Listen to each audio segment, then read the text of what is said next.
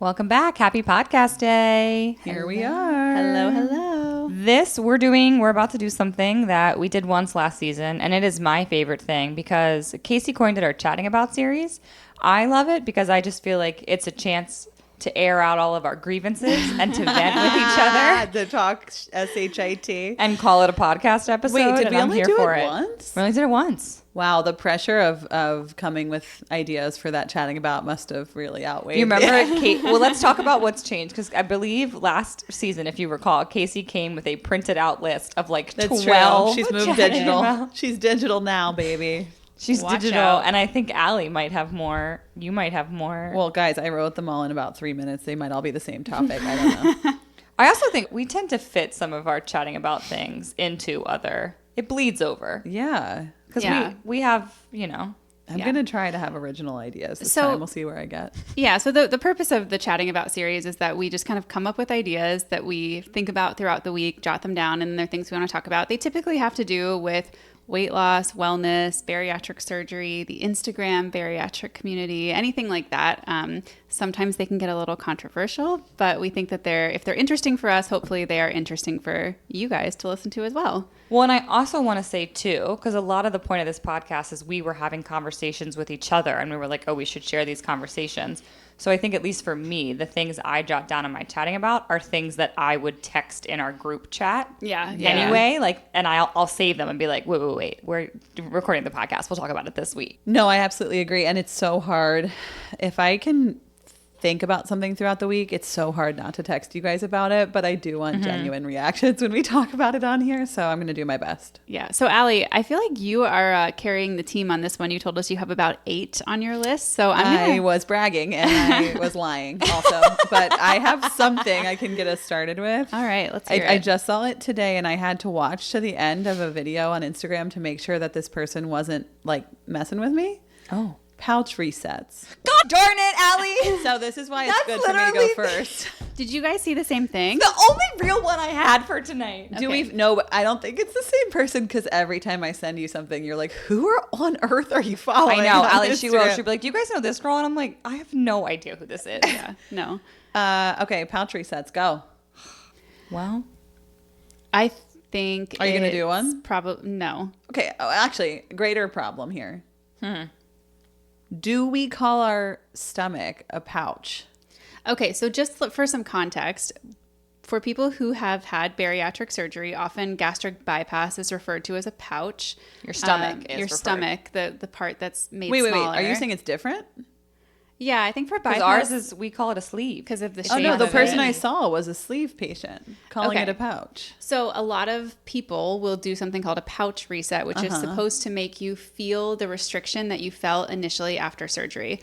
That doesn't make any sense logically because when you have surgery, your stomach is swollen. So a lot of that very intense restriction that you feel initially after surgery is because of the trauma of the surgery itself. Your stomach has never even literally thought about that. been cut and Tell us, stapled back doctor. together, Yeah. and it's inflamed. And so it is objectively tighter than it is now, and there is no way to get that back. Also, the stomach is a muscle that does stretch over time. Like it is normal to not feel the same amount of restriction. Is your stomach a muscle? Yeah. That's today. I learned that today. And it's also, maybe I knew it before. it's a good thing, right? Like I can remember struggling to eat 400 or 500 calories in those early days post-op. Yeah. That is not sustainable. That's not. Right. You're not meant to live that No. way In forever. my head, my thought was, if you feel like you need a pouch reset because you're too hungry or eating too much or whatever, I think number one, my first step is like we need to look at foods with more volume, right? 100%. And second, look at your activity, because if you're training for a race or you're doing something that doesn't align with your goals of losing weight, then maybe you need to fuel for like a 10-mile race, like you had said before, but like if that's causing you to be more hungry and eat more, is that in line with your goals? I don't know.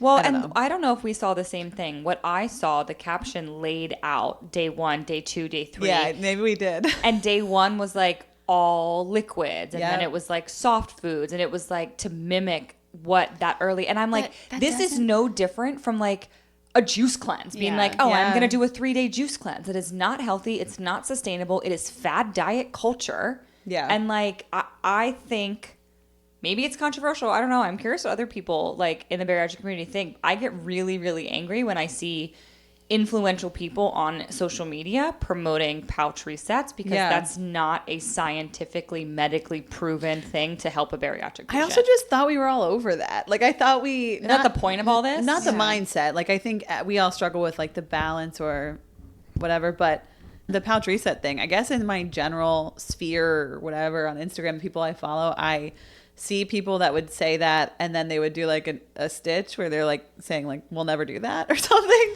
So I don't know if it's just the community that I've become a part of or if it's like, I thought it was just generally accepted. Like this, it's like global warming. We're not like fighting over this anymore. So when I first Lots had of people are still fighting. well, yeah. When I first had bariatric surgery, or maybe it was even before I had surgery, I can't remember. It was very early on. It was a group of people. Some of them who were very like big in the influencer space. They all like joined forces and were doing this like reset cleanse kind of diet with this like shake company called like Shakeology. Shakeology. Well, your girl bought that. Wow, what a throwback. Back in the 21-day fix era, I bought that. And it was interesting because It's an there was MLM. Yeah, with the color containers. Yeah, they were like recruiting people to like join their teams and do it with them. And so there was like one half of this community who was like all on board, like, oh, these people are doing it, I'm doing it too. And then there was a lot of blowback from people on the other side being like, what are you doing? Why are you promoting this? Like, this is not why we had surgery. I think really for me, the issue I have is this is an already vulnerable community, and anything that you can promote that feels like it preys on a vulnerable population is just like a no-go for me. I think that should be like a hard pass. And for me personally, when I have those days where I'm not feeling my restriction or feeling like I can eat a ton, if I try to eat a chicken breast, it's like, oh, yep, there's that restriction. Like, sure, I could eat a whole bag of salt and vinegar broccoli. Potato chips, but if I eat the things I know, and I did earlier today, probably. Yeah, I wasn't calling you out or anything. It's fine. It's video. We have video now, Casey, so they can see that you're doing that.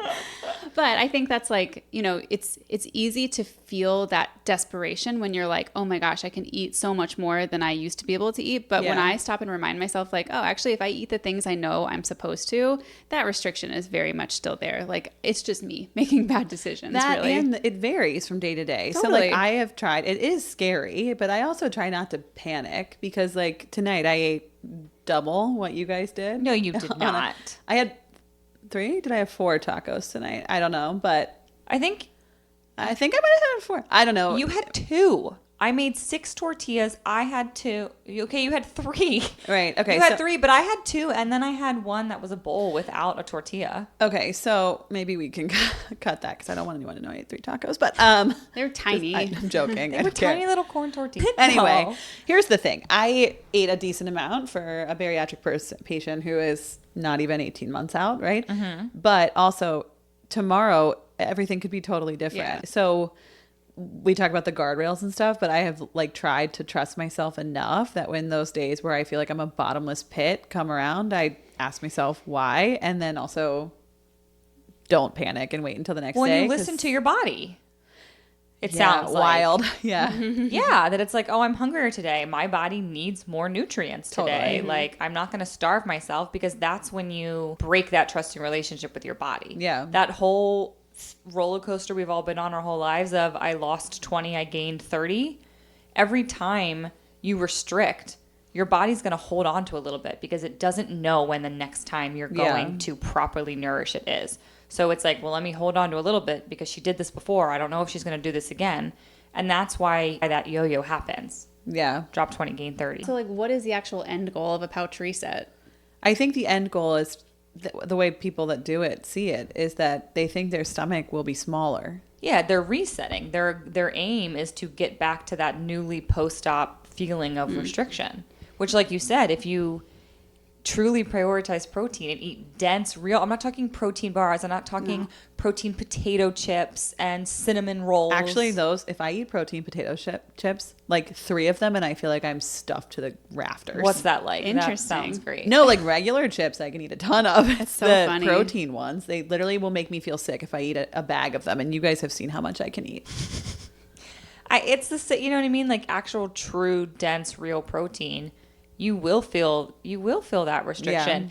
And if you truly don't, it's a conversation to have with your medical team. Totally. With your diet. It's not a moment to, but I just like, to me, that screams diet, fad, restrictive. It screams like Hollywood juice cleanse to me. Totally. Yeah, If agreed. you're thinking about it, Don't do it. ask for help. Hard pass. Literally. Ask for help. Go to I feel someone. like- There are other options there. Yeah. No, I meant it literally. Who's Lisa, up next? You want Who got to give next? us your one? That was my one, Oh. Casey. That's why I was Casey. so angry. Casey, was that a joke? I'm sorry, Was it a I missed that. I got so angry. Wait, And guys, I but I'll tell cursed. you. Remember I said I think they're all the same? My next one was extreme diets. It's literally the exact same conversation. All right, Okay, Casey, why I don't have a you good go? one. I do. Oh, All right. Oh, Okay, go ahead. So I had a situation happen recently where a very large creator, her name is like Alicia Carvel or Yes. something. straight calling people out. Wow. Yeah, she deserves it. She's got over 1 million followers. I follow She- her. I have followed her for a while. Is Can that you her spell name? that for me? Alicia, It's something like that. Alicia Carvel. Yeah.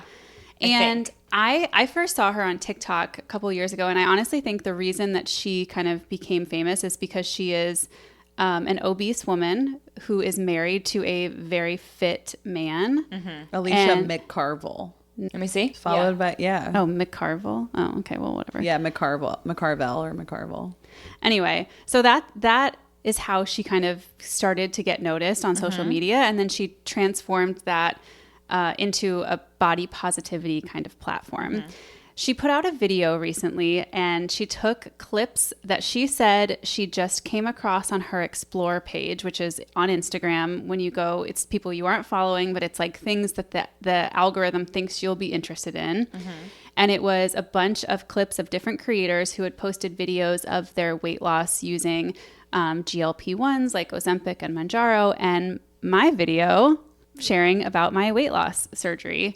And her point of her video that she made showing my video was saying, basically, this is toxic and triggering, that this kind of content just shows up when you don't want it on your Instagram page. And why can't we just, exist with like our body positivity space? Why do these people have to keep like shoving this weight loss content in our face? And so I'm curious what you think about whether body positivity and weight loss can exist in the same space. Okay, listener. That is my 6th item. Body positivity and weight loss. I have thoughts. A couple things. Yes, they can exist, and I think we see that every day in our socials. Also, if it's showing up on your Explore page, on your For You page, Something's not mathing. the algorithm don't lie, sis. Like, that doesn't just show up. You get videos that are in line with the content that you're consuming. So if you're 100%. So you're consuming that content for it to show up, and you're at least watching it. If you were to just keep scrolling through and not paid any mind, your algorithm would stop showing it to you. Also, I just went to follow that person, and the first thing I saw was a highlight reel called I'm Tired, and it was about people online making fun of her and being mean to her, and like watching her stories and then saying mean things about them, which one of the first things she said was that people wish she would die or something, which obviously nobody wants here, and she didn't say that about you, but like, how do we not realize that taking people's content, Out of screenshot context. it, and then saying like how those people are also wrong is not equally as hurtful. It's her whole thing is like anti-bullying, celebrating women, and it's like, no, you don't get to do that and then make a video like degrading other women because their choices don't align with yours. And it's completely unfair to take it out of context, right? Because yes, it's a video of me showing before and afters, but my whole story online is about how I have changed my life and changed my health, and It's inspiring. It's Yeah. not. Remind me, sorry, what was, because it was taken wildly out of context. What was the little snippet that she used? Do you remember? oh, I honestly don't. Because I remember being really, really frustrated because whatever text on screen you had, like, to see just that part without the whole video, it completely changes the message. And I wish I could remember what it was. That it was like, yeah, this one moment. It's like, well, that's not actually what the video was about. And like, you're taking this out of context. And this is a person that I know firsthand. And this account is not about shaming people. This is about making people like what your account does is create a sense of community and help people feel that they're not alone, and it inspires people. And so then for another creator to come in and be like, why can't you just let me feel good about my body? It's like, you should. The way that you are perceiving this content is on you. Yeah, exactly. Yeah.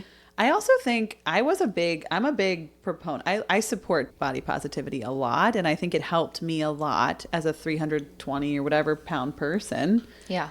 To not hate myself, and also finding joy in exercise for reasons outside of like your physical appearance, and all of that stuff was super helpful. And I'm a big like Lizzo fan, and I love what she's done. Like that stuff I think is so important. And I have never struggled more with my body image than I have in the last 6 months, probably. And I find myself having to practice body positivity so much more than I did when I was a fatter or fat person, period. I think body positivity to me, and I could be wrong, but to me, that means finding ways to love and feel good about your body, period. It doesn't matter if it's overcoming being fat or if it's overcoming being self-conscious about 100,000 other things, your teeth, your whatever, your loose skin, like the shape of your feet, right? Like there's so many things that people hate about themselves. Yeah.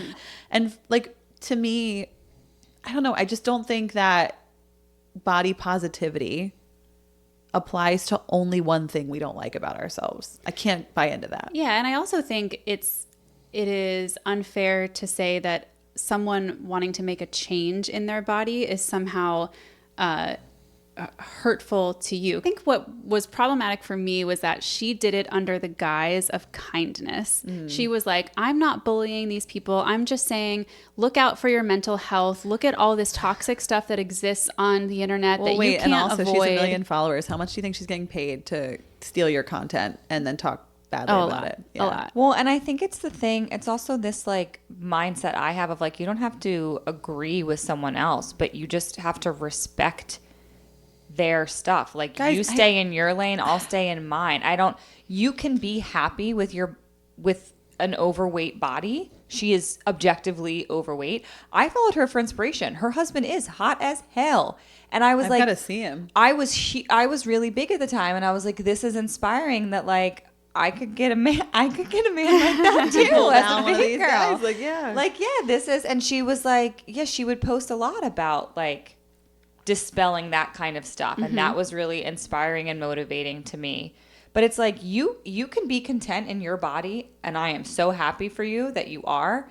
And it can also be okay for me to want to make a change with my body, and that doesn't have to say anything about you. You don't really have to speak to that at all. Yeah. Well, and if like you said, if that triggers you, then you should talk to someone about that. Also, you're a content creator on Instagram. You know how the algorithm works. Like, switch your algorithm. Yeah, and I think the implied idea is that because I wanted to lose weight, I must think that fat people are gross and disgusting, and that if you're fat, that you should also want to lose weight. And that is absolutely not what I'm saying with my platform at all. And I don't think it's what any of those creators are saying. And I don't think it's what anyone who has weight loss surgery or uses weight loss medications or loses a lot of weight is saying about anyone else. I think if anything, people who have lost significant weight have much more empathy and love and compassion for people who do struggle with their weight. And I just think it's crazy to say that those things can't coexist. Honestly, I think I have more compassion for people who struggle with their weight now. Absolutely. Because I think I before just thought that was like what a lot of people felt and knew. And now I'm like, oh wait, actually there are people in this world who don't feel that way. And like that sucks. Yeah, because you know what it's like. Yeah. I think for me, a big thing is like, I didn't realize how many things in life were really hard because of my weight until the weight was taken away. And so that has created a whole new level of understanding and empathy of like, yeah. Well, and also like, are you direct messaging this person, asking them to have weight loss surgery? Every day. Because that's my thing is I don't get this. I've commented on one of your things recently and the person like kind of snapped back. And then I replied that like, it was about what you eat in a day. And somebody was like, it's so objectively unhealthy. And I was like, who cares? Like, what is your problem? And they're like, well, if she's putting herself out there, she's asking for this feedback and it can't all be positive. And I was like, I totally agree with you.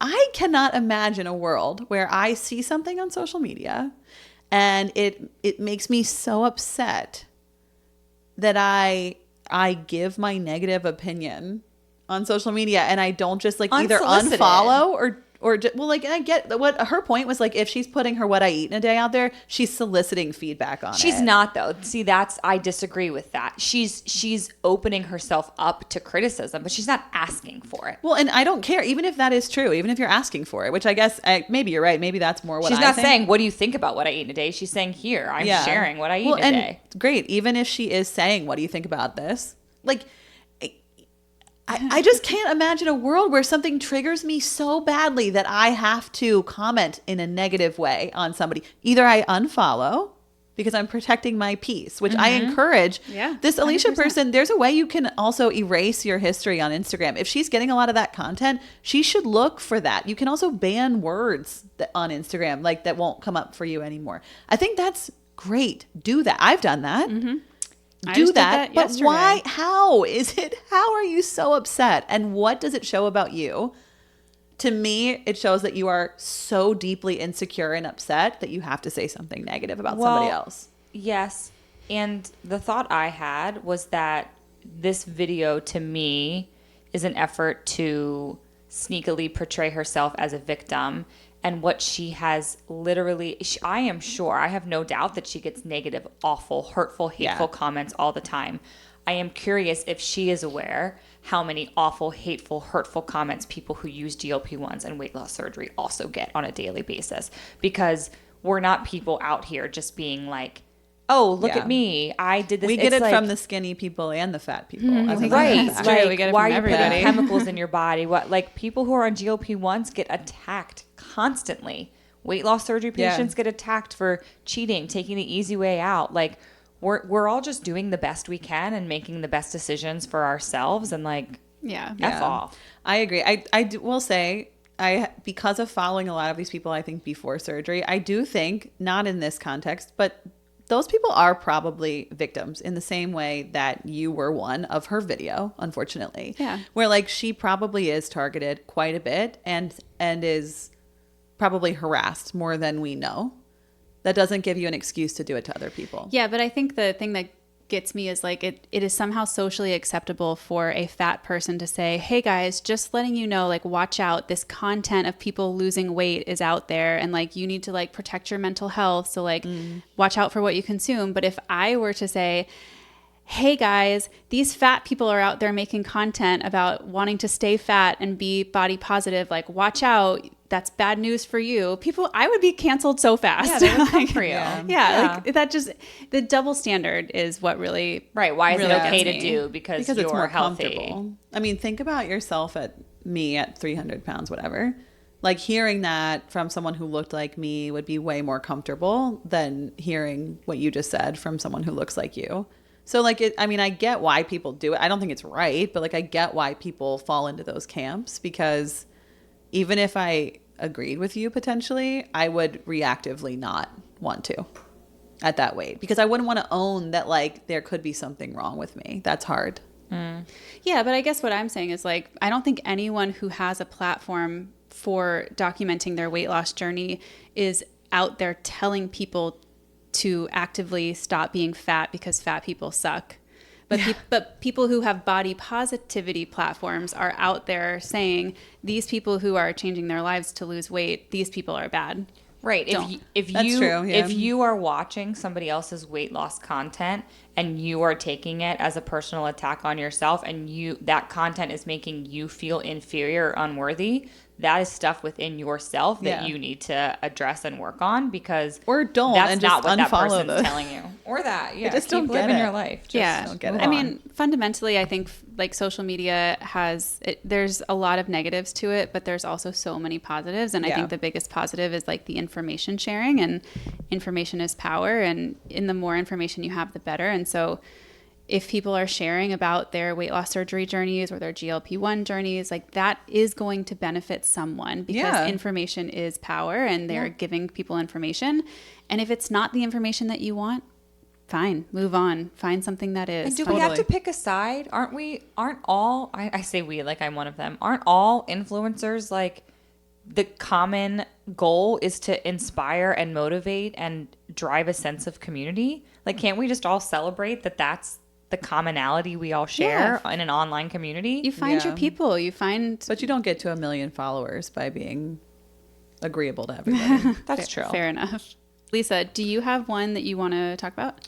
Well, I have just like a vent, but I'm really struggling with like, okay, so it's just story time.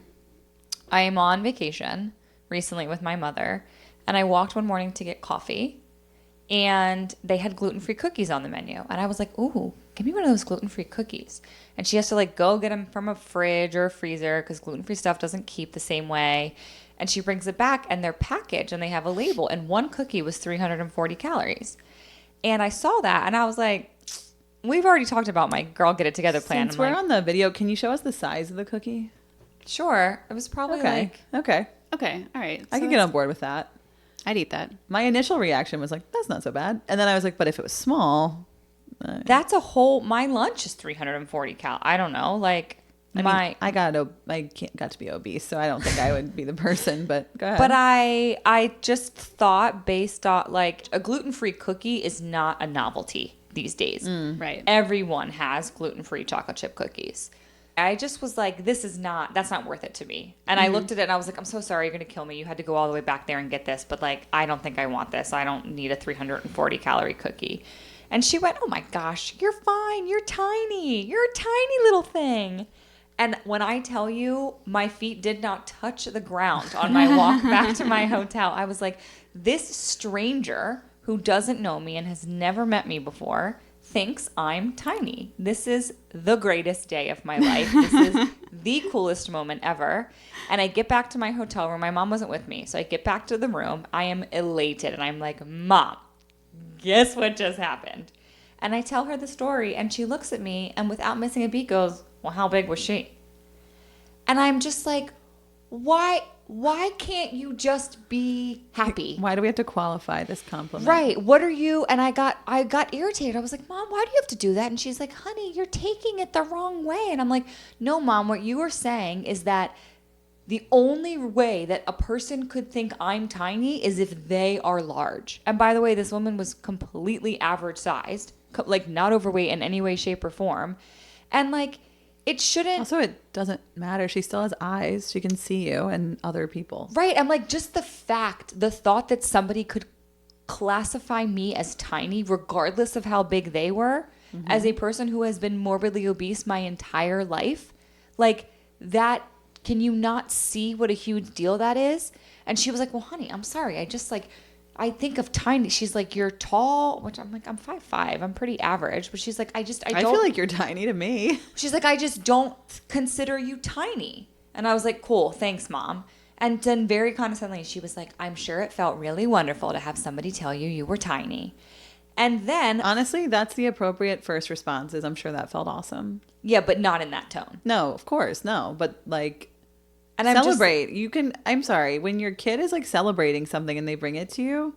I also just now in this moment forgot that my mom listens to this podcast. I was thinking that. I thought you were that too, but I was like, do you not want to talk about this? It's fine. You know what? It's fine. I got upset with her in person and maybe we should cut whatever I just said. I don't know if it was mean, but no, it's fine. And there's just this like, why? And then we were getting on the plane home. And I'm walking down the aisle to get to my seat. You know, there's always a flight attendant like in one of the rows waiting and greeting.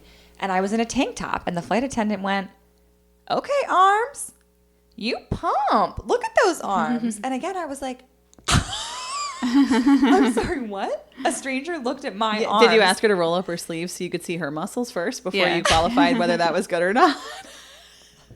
I was like, oh my God. Somebody can physically see that I work out. Just by looking at me, somebody can tell I work out. Like, never in my wildest dreams did I think that would be my reality. And my mom was like, somebody said that to me once when I was out with your aunt. And I'm just like... So why? here's my just thought. be happy for me. Yes.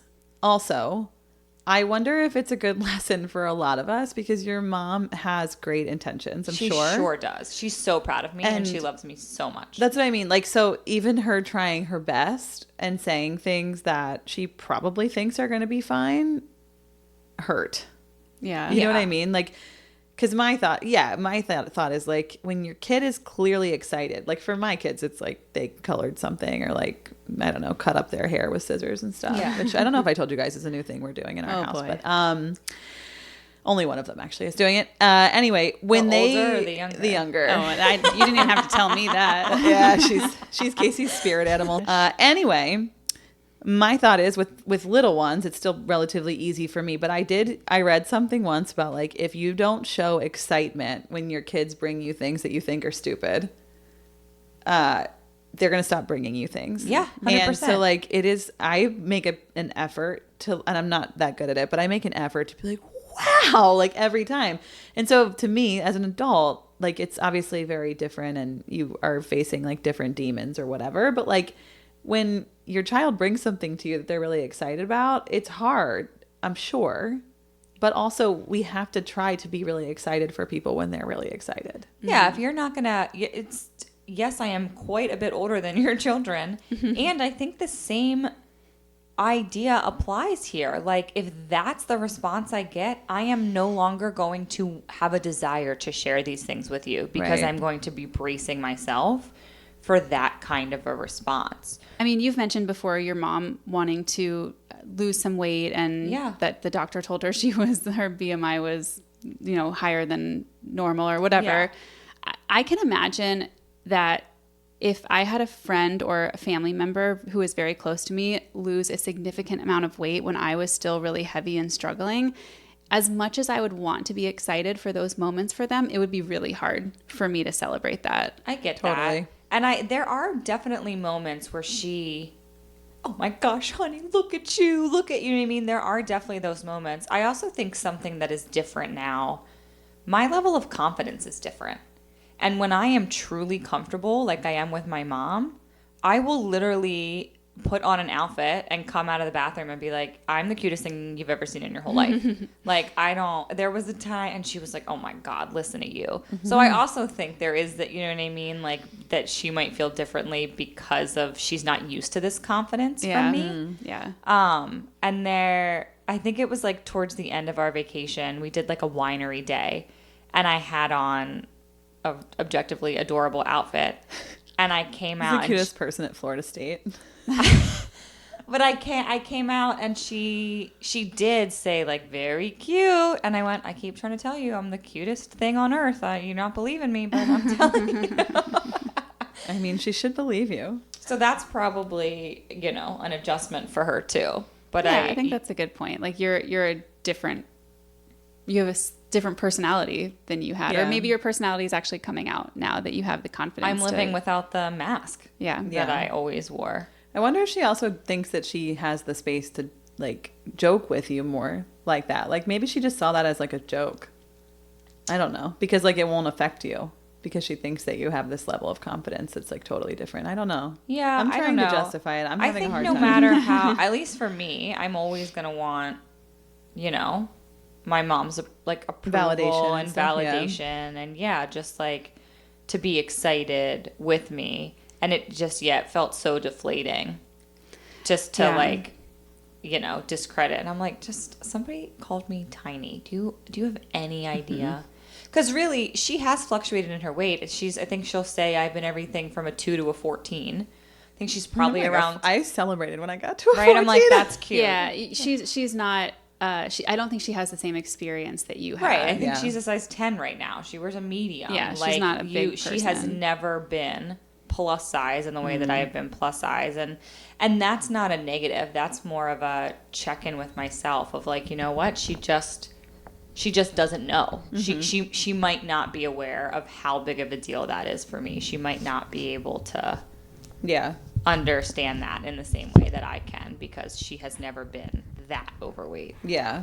Yeah, I think for me, having the social media and Instagram community was actually really necessary to be able to celebrate those types of things, because there were a lot of things that my friends, I didn't have any overweight friends. Every single one of them was thin and had always been thin and had never struggled with their weight. And as I was going through this process, I wanted to celebrate those things. I wanted to talk about like, oh, I lost 2 pounds this week. I lost 3 pounds this week. Or I'm wearing a size 14 for the first time in a decade. Or like, I wanted to celebrate those things, but I couldn't do that with people who like didn't understand or would like see it as me being like full of myself and like my head's getting too big and whatever. But like when you have, I think like when I met you guys and we have this DMV bariatric community, meetup community, like those were the people who really can appreciate those little wins. And so I think it's, I do think it's normal for your, I think your mom probably should celebrate with you. And I think like I would tell my family some things like, you know, when I hit big milestones of weight loss and whatever, but it is different when you haven't been through it. Totally. And it may not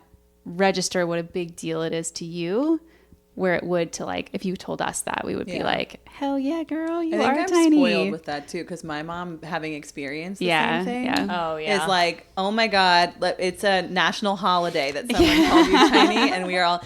I also want to point out one thing that just struck me while you were telling us this is that that person said, oh my God, you're tiny, whatever. And what did you respond?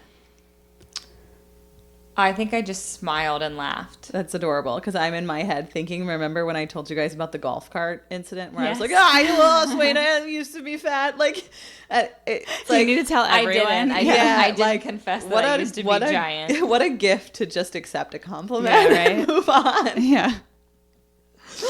Oh, God. Anyway, that's all I got since Allie took my other one. No, I think that's a good one. You got to find your tribe, find your people who can celebrate those things with you, and accept that not everybody can, and that's okay. It doesn't mean that they love you any less. Mom, if you're listening, I love you so much. Don't be mad. Yeah, sorry if I said anything mean there. I don't know. I don't mean it. I actually wanted to say, so my sister listens to the podcast, and when she first started listening, she sent me a really nice text that basically was like, so for context, my sister has always been very tiny, like super athletic, very thin, never struggled with her weight. And she sent me a text and she was like, I didn't realize how much this was a struggle for you in your life. Like she just said, I had no idea until I heard you talk about it on the podcast. And I think she has been so supportive and so wonderful, but she also recognizes like there's a lot that she didn't understand and she probably never will. And that may, be the same case for your mom. Doesn't mean she doesn't love you and she doesn't support you. It's just, it's hard to understand if you haven't lived it. Totally. Also, I mean, we've talked about this with Corey a little bit too. Yeah. My husband, I don't tell my husband like weight loss milestones and stuff like that, really. Like, because he never got why you would want to change your body to begin with. Well, and he's a bigger man. Like, it's not like he's skinny, but he has a totally different mindset. Like, and for better or worse, is not usually into celebrating like physical stuff. But like, I know that if I tell him, I'm going to be disappointed by his reaction. And so I don't really. And like, not everything. It's like I'm hiding stuff from him. Like, I'll tell him like, oh, it felt so good to like sit in an airplane seat and not be uncomfortable. Or like when I went to Thailand, like that amount of travel would have killed me before and it didn't, or whatever. But like, I wouldn't tell him most of the, like if someone said that to me, I don't know that I would tell him, because I don't think I would like his reaction very much. Yeah.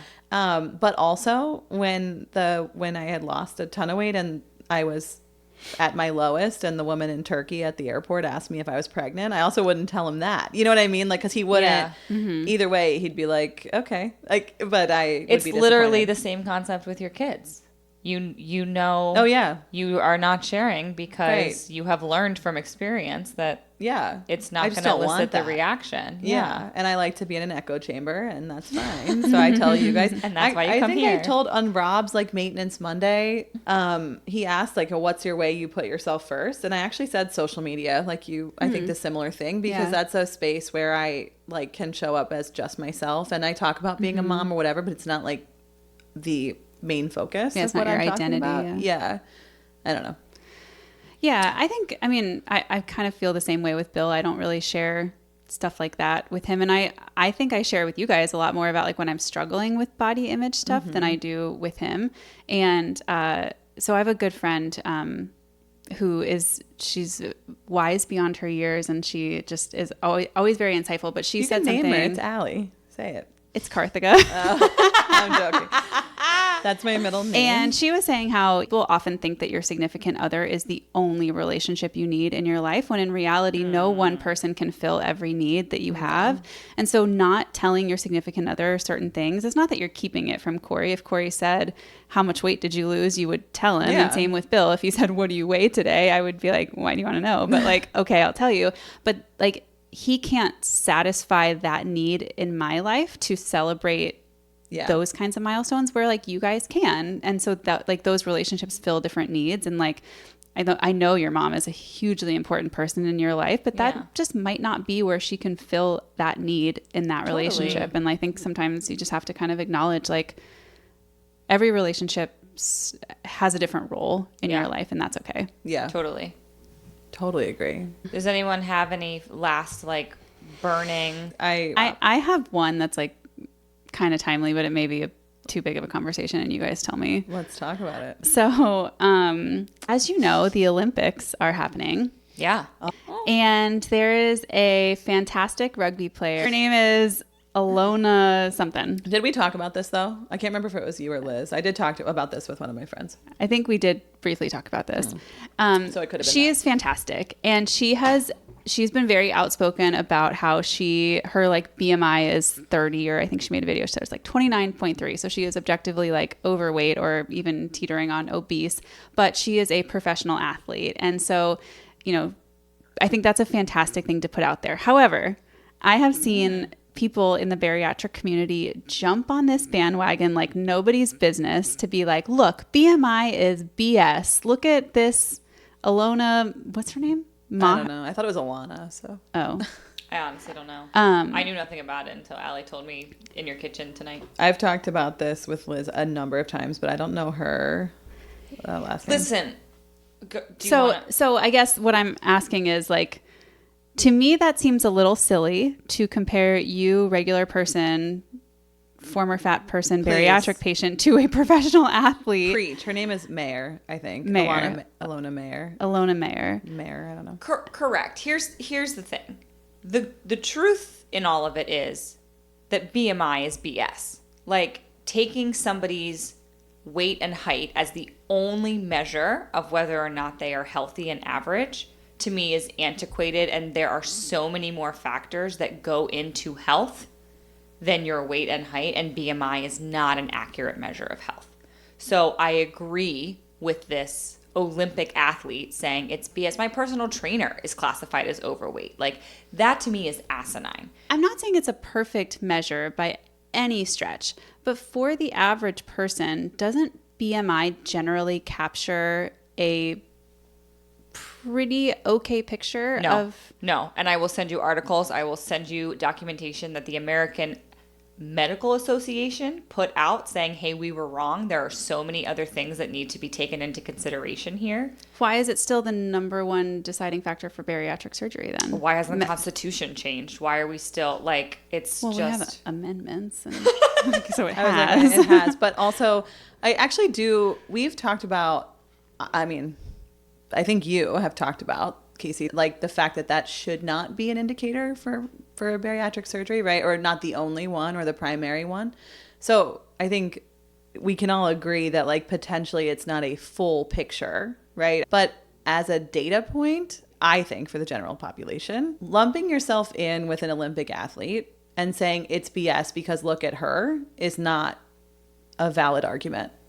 Yeah, agreed. I don't know. There are probably a ton of other reasons it is BS, and I don't know that. But in that situation, I just don't think we can compare apples to oranges. I don't know. Yeah, like I don't know that she should be the poster child for the bariatric community of why we shouldn't use BMI as a She's not in the bariatric community. Well, yeah. So, like, no, she shouldn't no, but be. using her. So this is what I was trying to get at. I don't know if I'm saying this well. Like you said, like to that point where it's like BMI is not an indicator, or it's not something that we're going to use, right? Like it's BS. If that's the argument, that it's BS. If I say it's BS and I say, because look at her, she has a BMI of 30 and she's very healthy, whatever, maybe, I don't know. Then I'm still using BMI as an indicator of something. So if I'm saying it's BS, then I can't also say that she's healthy. And so I'm missing a word in what I'm saying. using BMI as the sole indicator of health is BS. Yeah, I don't Yeah, think that. yeah. I don't think that's. I think that's true. I No, agree. but I think if you took a random sample of adults, say 1,000 people with a BMI over 35, I think that could be a pretty good classifier of how. Of course, when you get that obese, but I would rather, what if you took 1,000 people with a BMI of 25 to 30? I bet that data would be wildly different. Well, hold on. possibly. Mine was 35 probably as a college athlete and was classified as obese. Yes, but you were a college athlete. That's what I'm saying. You is were like, the exception. But that's what I'm saying is like 35 is not that obese if you looked at me at that point. But I think to Casey's point, if you were to take a random sample of people with a BMI over 35, the majority of them would be objectively overweight, because once your number is getting to that point. what is I- objectively overweight? Like if we're saying BMI isn't Is a it good what they indicator, look what like? is the objective indicator then? It's not the only indicator. You have to take into account lifestyle. I know, but and if level you're of saying activity. objectively overweight, what does that mean to you? I guess is the question. I guess my point is the majority of people wouldn't, that you would be the exception to that rule. So most Not people that. would look obese, is what you're saying? I would imagine so. Or overweight, maybe not obese, but I would imagine that the majority of people with a BMI over 35 would look So- overweight in some capacity. So is the issue then, is it not necessarily the number, but is it the label that gets applied to it? Because I think you could say, if we take a random sample of 1,000 US adults with a BMI over 35, we could say most of these people in this group are likely to have some adverse health condition as a result of their weight. Or like most of the people in this group are likely to have a body fat percentage of X or more.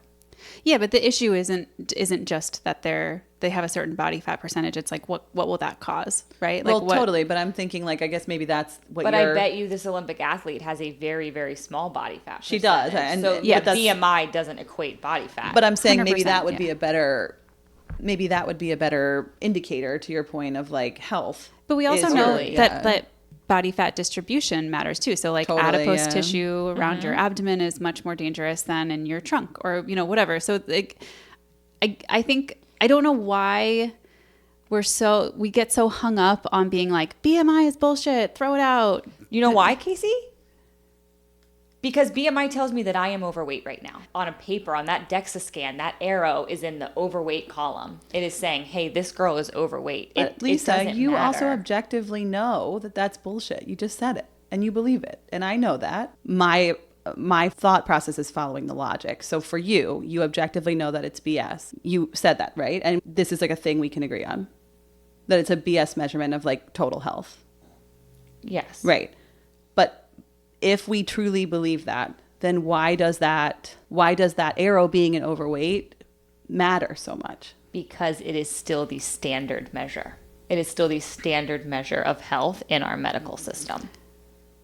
Any medical professional that weighed me today would tell me that I am overweight. But what does that mean? Okay. Because like it matters when you are qualifying for bariatric surgery, but it doesn't matter if you are 1 point over on a BMI scale.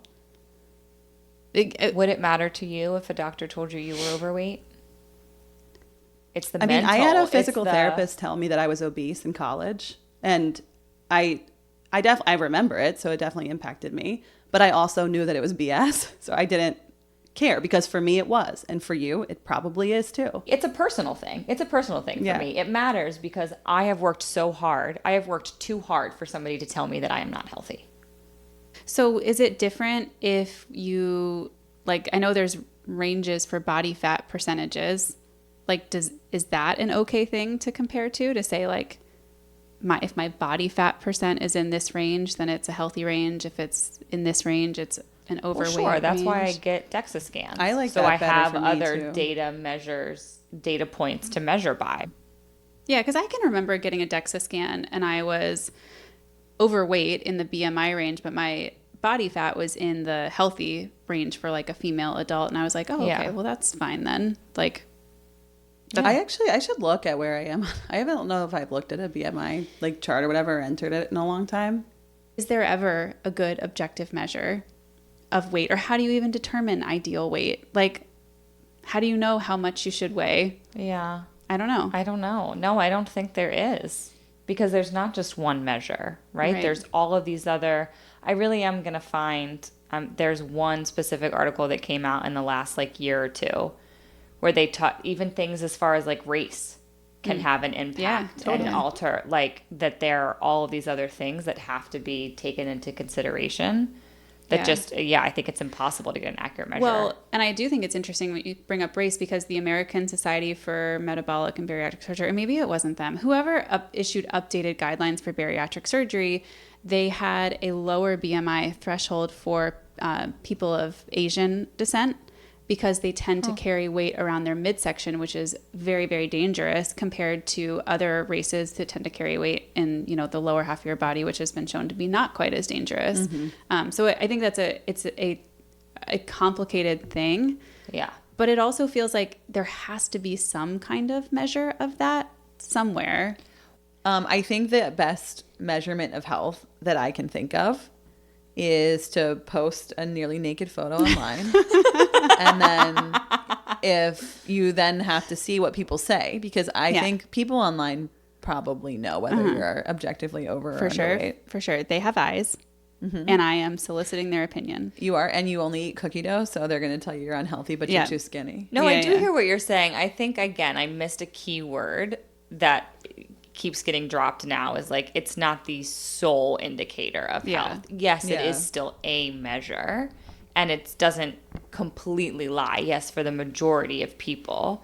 I think it does do a disservice to quite a lot of people who are very fit and healthy, who are made to believe that they aren't. Yeah, I guess it would do a disservice if a medical professional took that one data point and said, you need to do something about this. You need to be on blood pressure medication. Yeah, like, oh, this is a problem. Which is how I feel like medical professionals are trained to respond. They see an overweight BMI and they're like, let's talk about your nutrition. Let's talk about how you're moving your body. I had an obese BMI and no doctor ever talked to me about anything. That's wild. I had one doctor. Well, I did have one doctor that was like almost abusive, I would say, when I was pregnant with Emerson, like emotionally abusive. And I, at 34 weeks pregnant, decided I wasn't going back to him and got a new OB. And when I went to her, I was like, I know I'm overweight. I know I'm obese. I don't want to talk about it unless you think there's something harmful or that like I need to do something, because I know this and it's not helping me to hear it every week. It's hurting me. Yeah. I've never not had a doctor pre-surgery be like, okay, this is interesting. And maybe this is like where our differing perspectives come in, because I had to advocate that's why I care for so much about myself. I had to be like, hey, I'm obese. I would like help. No, when I was, guys, 320 or whatever, 308 was the highest I ever saw. I had to tell my primary care that I wanted to talk about it. She never talked to me about it. Yeah. So I just to clarify, I never had a doctor suggest bariatric surgery for me. What I experienced repeatedly throughout my life was going in for a physical or any doctor that weighed me, and a conversation about diet and exercise following. That's interesting. So that's where it stems from for me. Yeah. All I want is to go to a medical professional and you should come see my doctors. Not have them I got some recs for you. Yeah, because they'd probably be like, you're so tiny. Yeah. That's all I want. Do you think that would happen now if you went to the doctor? That they would have a conversation about diet and exercise? Because I cannot imagine a world where that happens. So I remember getting a physical almost a year ago, and I had lost the majority of my weight. I think I was maybe still had like 15 or so to go. But I remember her saying something and me saying, you see in my chart that I had bariatric surgery and I've lost like 80 pounds this year, right? And she's like, oh yeah, I see. That's great. That's great. Because in my mind, I was like, why in the world? I think I was like 160 some pounds. And she was trying to bring up diet and exercise? Okay, that is very strange. That's to wild me. to me. Because I was classified, because that BMI put me in the overweight category. So they are trained, in my experience. Actually, no. Okay, so I'm saying that's wild to me because it's never happened to me. Not because I'm trying to discount you. As you're talking, I think that when my physical therapist did tell me this in college, I remember her giving me like an out. Like she was like, I have to tell you. I think she said, I have to tell you that you fall in an obese category, but with the amount of muscle that you have, that's not abnormal. And I don't think you need to change anything. Like, I do remember her saying, I think that she was required to tell me that though. Yeah, I mean, I can totally understand why we have very different feelings about BMI given our experiences, because like that I was 8 years old and I can remember a doctor talking to my parents about it. Never again until I asked for help for bariatric surgery my entire life. And I've been overweight or obese objectively by BMI standards my entire life. Yeah. It never once got brought up. Same with me. Do you think it's, I was going to say, do you think it's a Florida thing? No, I think they're worse in Florida, probably. No, I was going to say, and I was much bigger than both of you. Did you ever And I didn't have that. indicate anything in your pre-appointment paperwork that you were interested in that? No, that is so never. crazy to me. No, I would literally hold my breath, and it was this I felt shame, and I felt like the doctor's going to come in and look at my file and talk to me about nutrition classes, and That's exactly how I felt. how often with that am I OB. working out. Like, I literally, every new job, I would just hold my breath if there was a scale involved. Wow, He that's also crazy. would say things like, no fast food. And I'd be like, yeah, we don't do a lot of fast food. And he said, do I have to tell you what fast food is? So now that I'm like, I have experienced only one doctor like that in my life. I think my perspective would be very different if I had that force fed to me. For sure. You got to get a new doctor, because that's bad.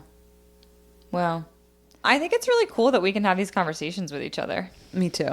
Yeah. And I also think it's really interesting how sometimes we have the same perspective on stuff like pouch resets, and sometimes we have totally different perspectives. And I think what's interesting for me is the more we talk about it, the more we realize it stems from your experience and your lived experience. And everyone comes at things from a different perspective based on what they have experienced in life. And I think that's a good lesson to remember. I think so too. For everyone. Yeah, I totally Guys, agree. I wonder if we should maybe revisit that social media lady then. Why? Maybe her experience. I think it's time to wrap it up. No, I'm just kidding. She's the worst. Also, I don't care. She seems like the worst. She's fine. She'll survive without our bounce back. approval. Yeah. Anyway, thanks for hanging in there with us. Yeah. Thanks, guys. See ya next week. You can find us on Instagram and TikTok at Former Fat Friend Pod. I am at Leaning Into Lisa. I'm at Maintaining Casey. And I'm at Allie's Losing It _RNY. And we'll see you next time. Bye. Bye.